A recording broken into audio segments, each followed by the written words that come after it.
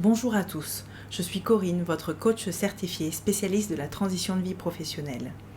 Ma mission est de vous accompagner à retrouver du sens et de la motivation dans votre vie professionnelle et à oser votre changement.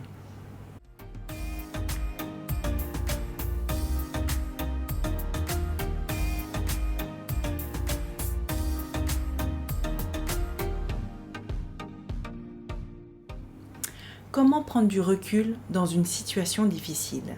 C'est le thème que nous allons aborder dans cette nouvelle vidéo. Si vous êtes dans une situation difficile, qu'elle soit personnelle ou professionnelle, voici mes différentes clés qui vous aideront à vivre et à l'aborder autrement. La première chose à faire dans une situation inconfortable est de ne pas vous laisser envahir par vos émotions. Prenez le temps de vous poser calmement pour analyser la situation. Deuxièmement, posez-vous la question de « Est-ce que cette situation est si grave que ça? Est-ce que cette situation aura encore un impact dans 5, 10, 15 ans ?» La plupart du temps, on se rend compte que l'on a tendance à noircir le trait et que finalement cette situation ne nous impactera pas sur le long terme. Troisièmement, demandez-vous quelle action vous avez sur cette situation. Qu'est-ce qui dépend de vous? Si finalement vous n'avez aucun levier d'action possible, allégez-vous du poids que vous vous étiez imposé.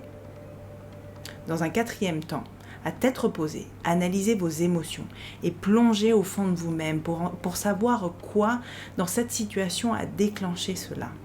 Cela permettra d'éviter de revivre ces mêmes émotions inconfortables, d'en tirer des apprentissages et finalement de les aborder d'une manière plus positive. Et enfin, rappelez-vous des épreuves que vous avez déjà surmontées. Faites la liste de vos qualités, de vos capacités pour faire face à tout cela. Vous serez souvent étonnamment surpris de la multitude de ressources que vous avez en vous.